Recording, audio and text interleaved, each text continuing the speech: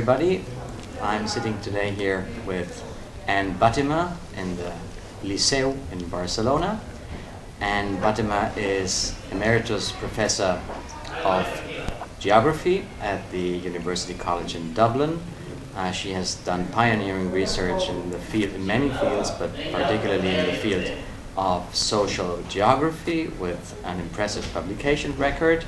And among her many merits, one that I would like to stress here, is that already back in the 80s, she started a video dialogue, at that time it was video dialogue project, to which our series of interviews for the Young Academy of Europe is very much indebted. And let me start with the beginning, and that means with your early years, the formative period, asking you what impulses did you get from family, from friends, but later on also from the Dominican community, to which I understand you belonged for many years, both for your personal but also for your professional orientation. Wow, I'm a farm girl.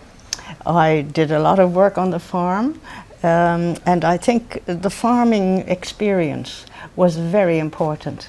You have to think of so many things. You have to think of seasonality. You have to think about the cows and the calves and the chickens and the hens and, you know, the crops. And we had a very diversified farm. My mother was a very religious woman. Daddy was, how would I say, he was very interested in the intellectual life, and he wanted me to do well at school. So I think both of those influences are very early, you know.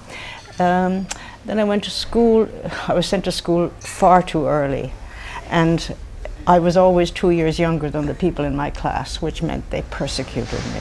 And it was only when I got to college that I could not tell anybody how old I was or how young I was, and get along with the students. Yeah.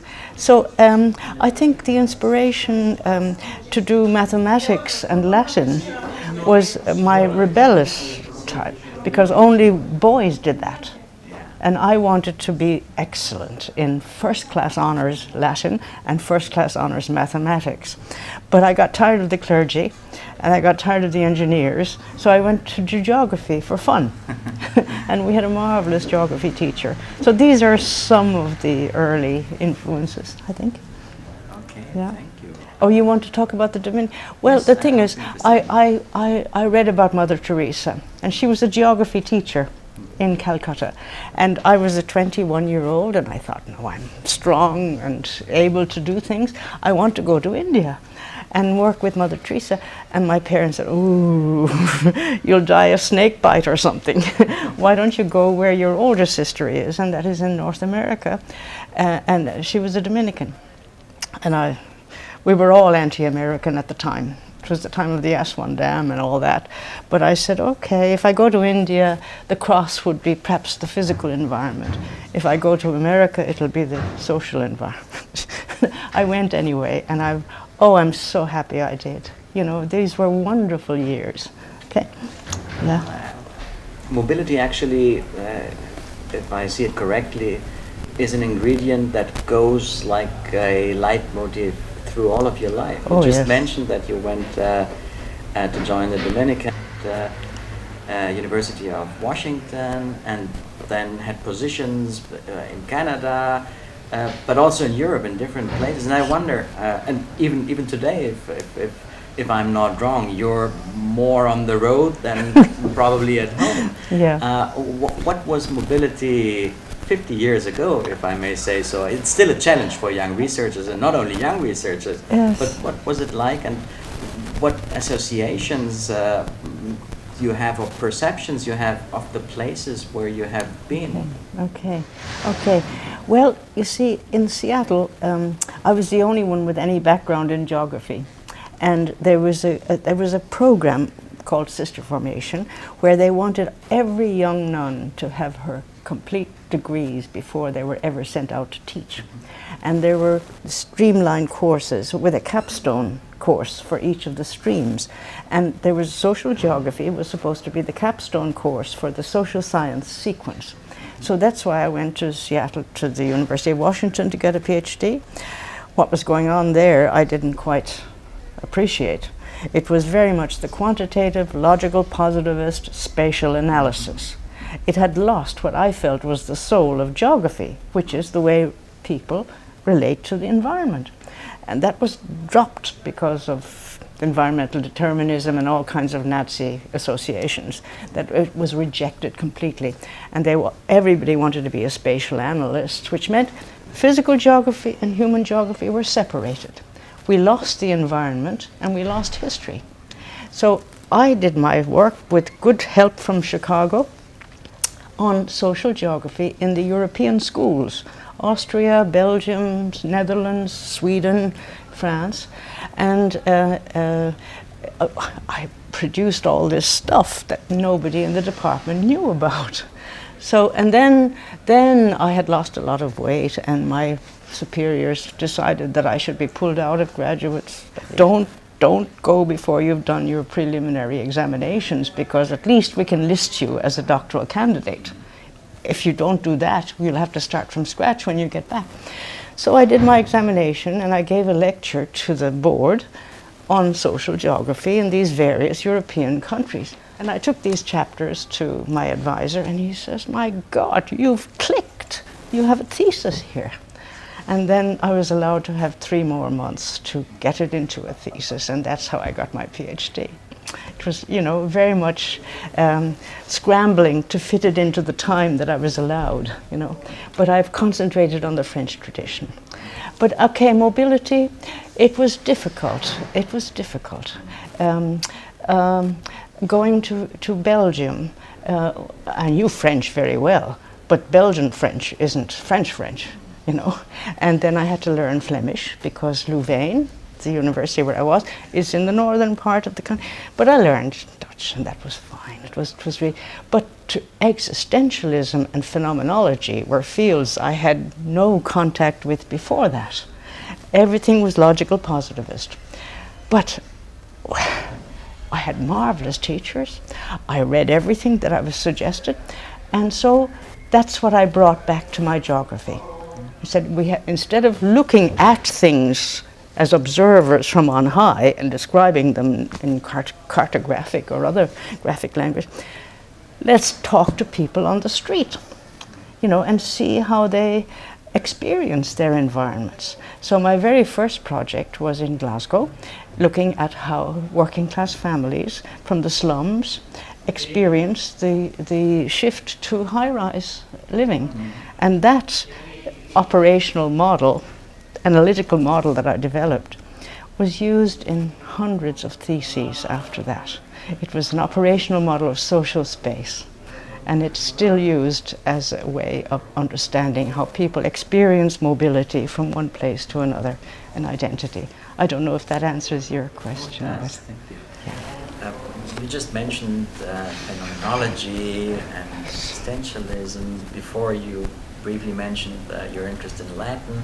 So there is all this kind of humanist background that you have. Would you say that, as far as I can see, that must have been crucial also for the way that that you approach geography? And oh yes. So I would like to ask you also, having somebody with sensitivity for the humanities, as you, what do you think should be the role of humanities nowadays in academia, and what future do you see for humanities in interdisciplinary projects, but also on its own?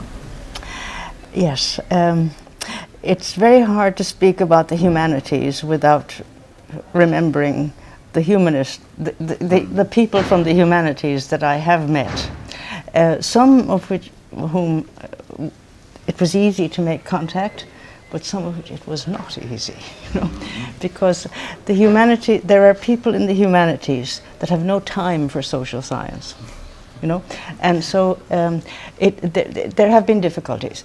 But for me, I never considered myself a humanist until I was invited to Sweden, and it was this project, this Glasgow project, that they read about in Sweden, and they said, "My God, you know, come here and tell us, you know, because in Sweden everybody wants good social welfare. They want to do things well.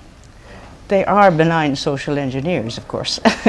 But my approach was something that nobody had tried before then. And I was invited there in '73, spent 3 months, but at the time I was writing a paper on values.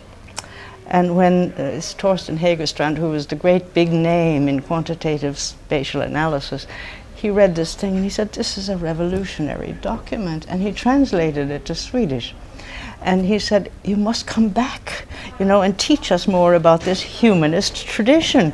It's the first time I was ever regarded as a human, because there were people from the humanities in my own department at Clark University who didn't consider me. They said, you're far too humane to be a humanist.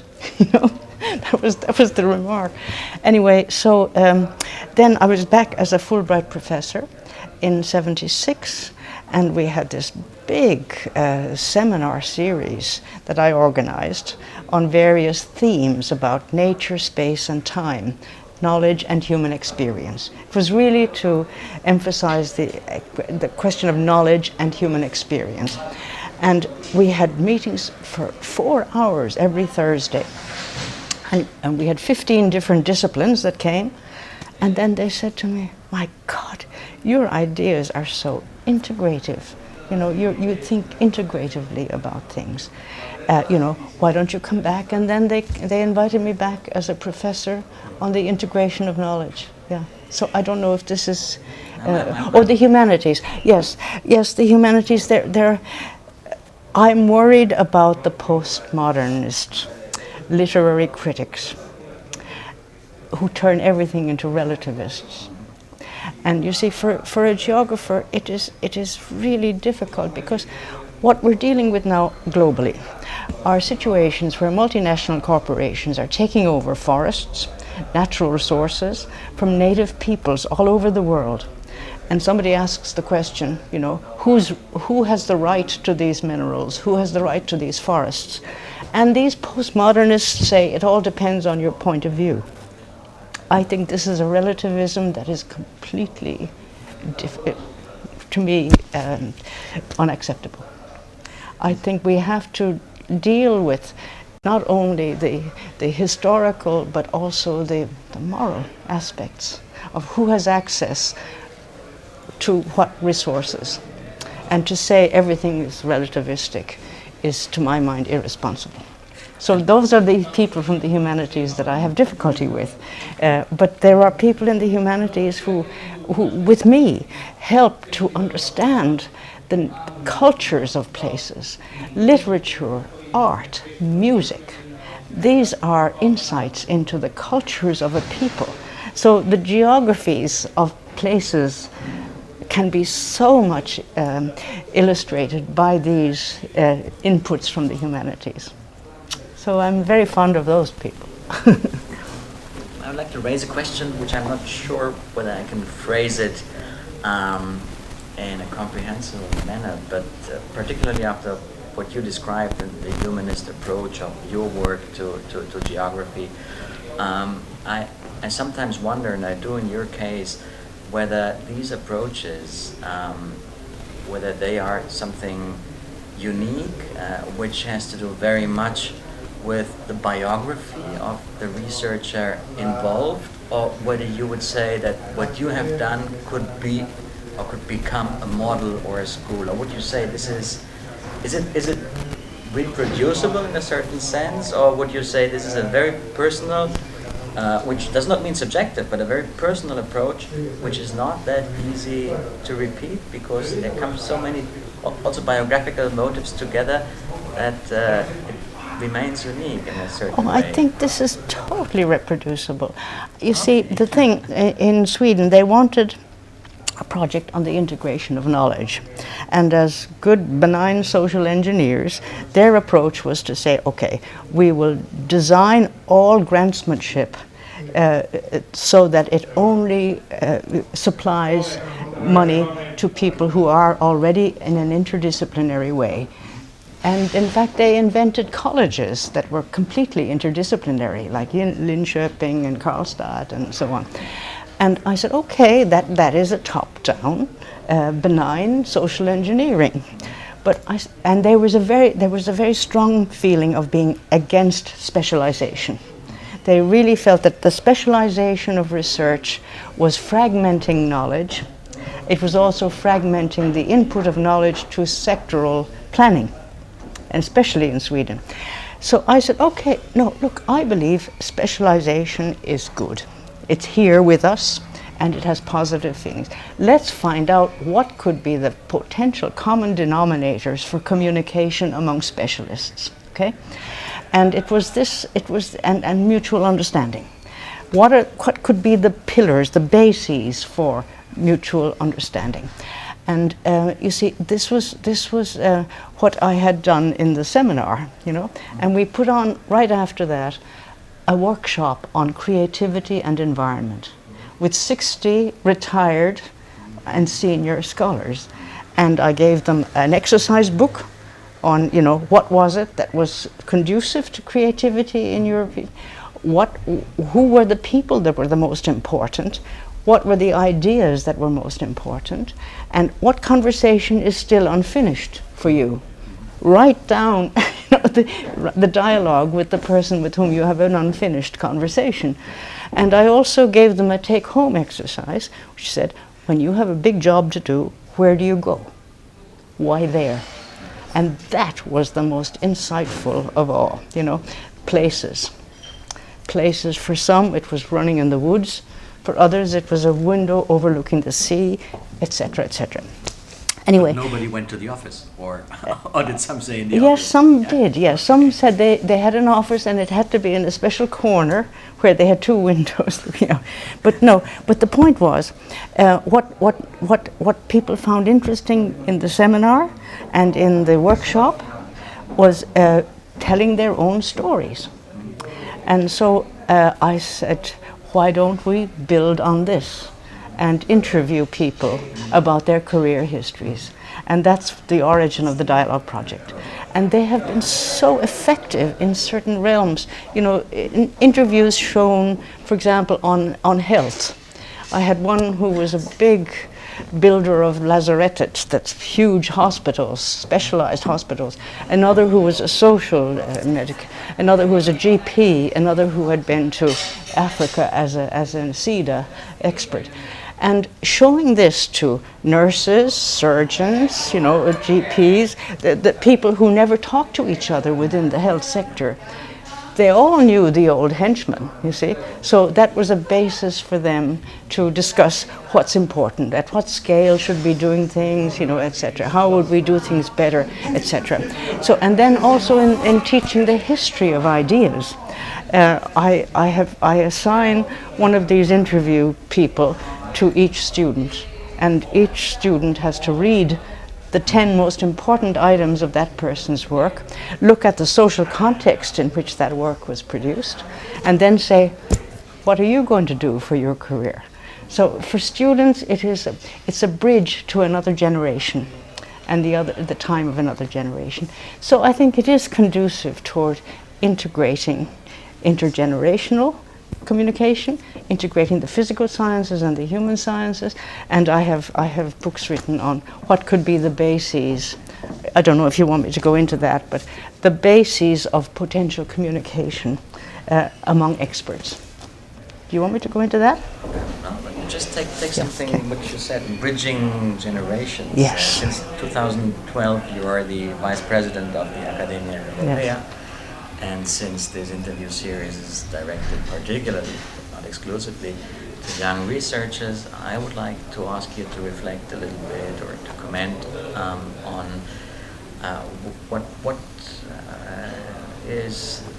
what can the Academia Europea as an institution of very established scholars do with a view to promoting young researchers? I mean, apart from being here, that's certainly one thing you can do. But do you have a policy as Academia Europea with regard to young researchers? Yes, I think this generation of young researchers are facing challenges that we never experienced. They have no archives. before, the last 2 decades are devoid of archives because of the digitalization of texts. And so they are stuck with their computers. And so there's very little way for them to understand previous generations' work, except through these interviews. These interviews can at least awaken their curiosity about that. They can't give them all the insight possible. But the thing is, the challenge that they are going to have to face is collective memory on science and how it's produced. The other thing is, people, in these video interviews, people express in body language, in emotion, they express things that they would never have written.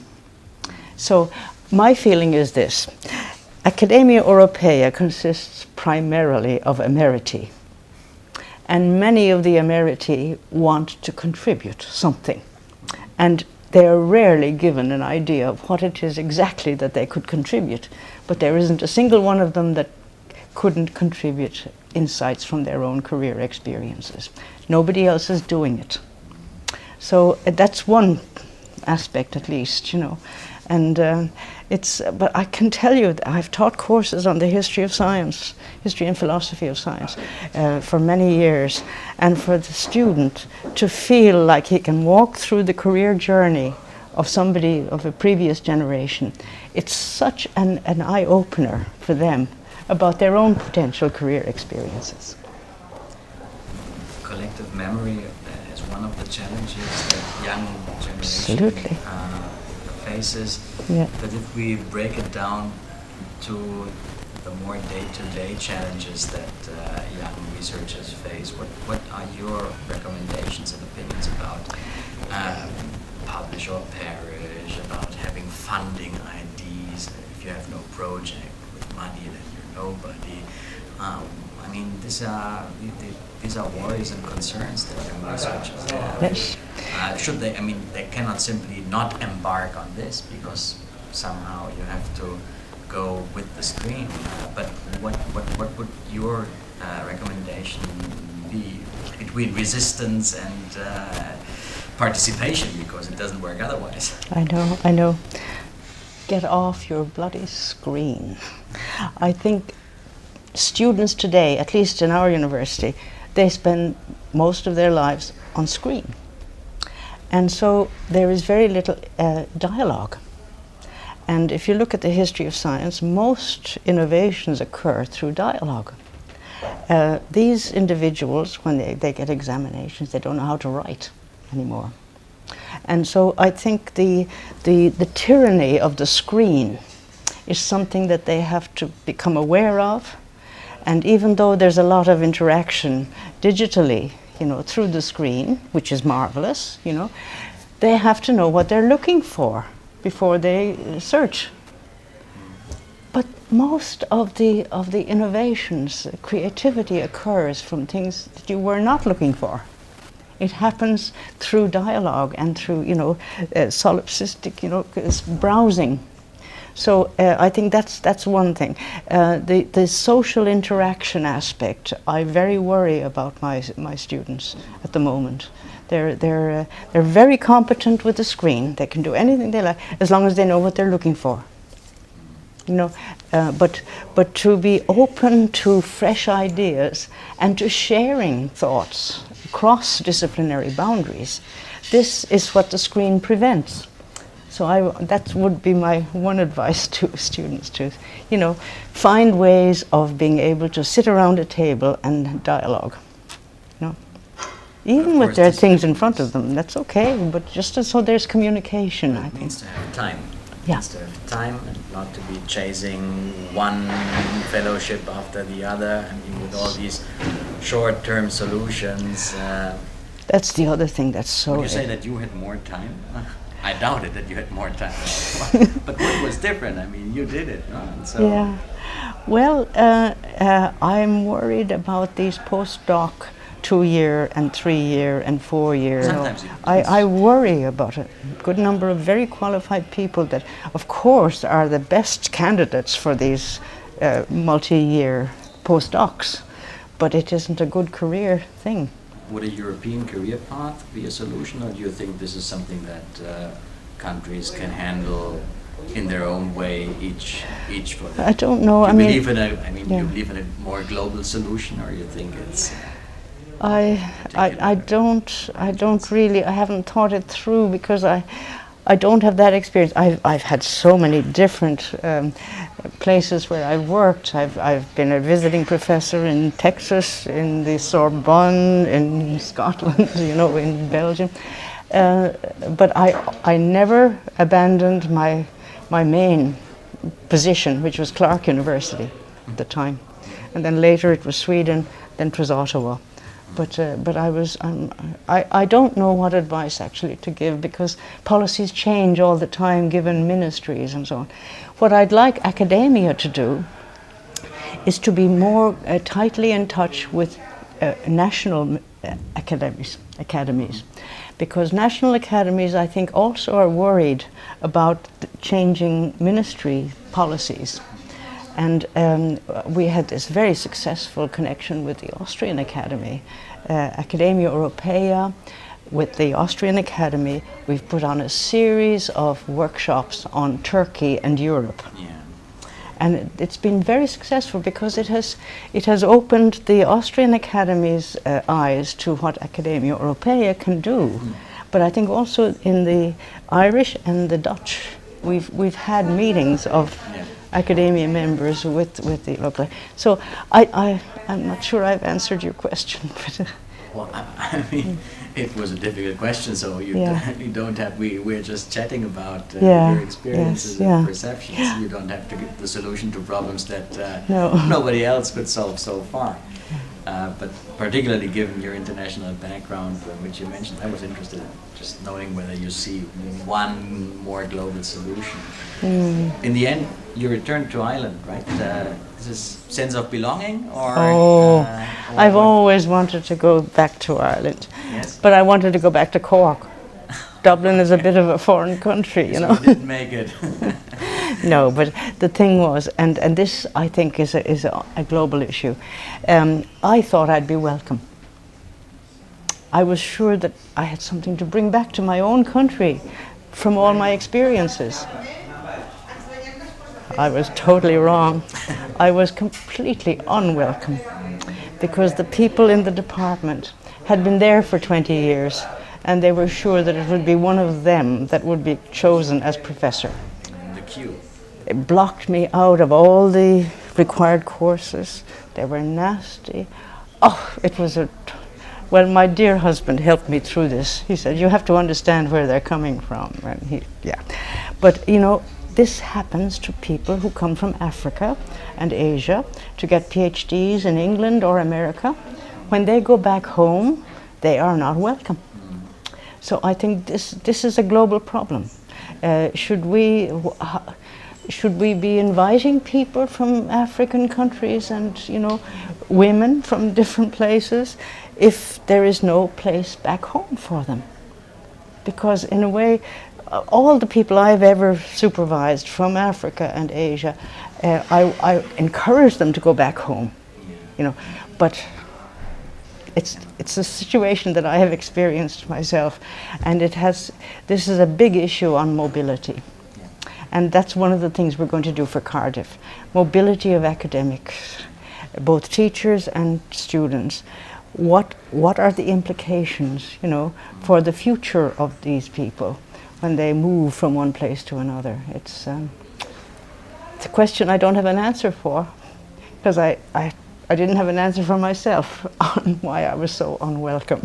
Well, but it's interesting to see that these problems, they have been there for a long time and they still persist. Yeah. I'd say Spain is also a good example for the total refusal of people who were trained abroad and want to come back, up to the point that the ministry has to invent special programs which allow them to come back, because it's a problem of mentality, as you said. That could be, yes.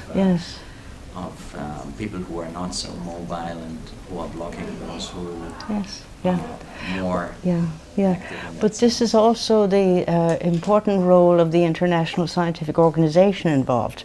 So within IGU, I could give roles to these people within the International Geographical Union, which their home university wasn't giving them.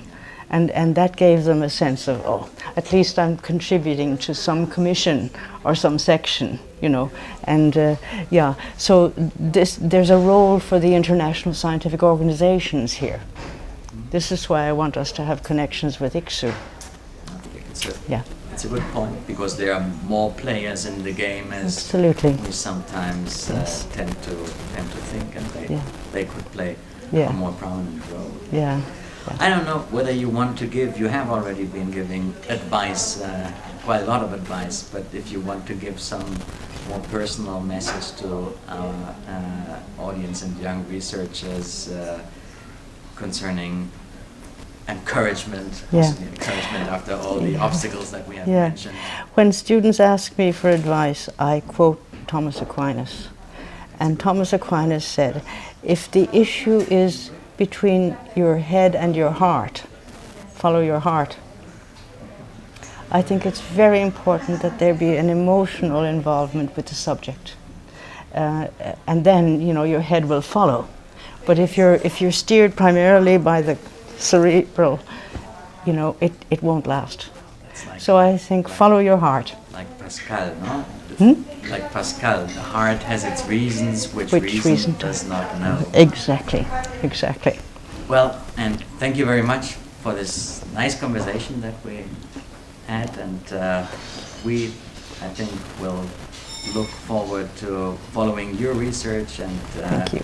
also your contributions, particularly now in the Academia Europea, to getting some dynamics into a system which needs more thought. Thank you very much. Thank you too. Thank you.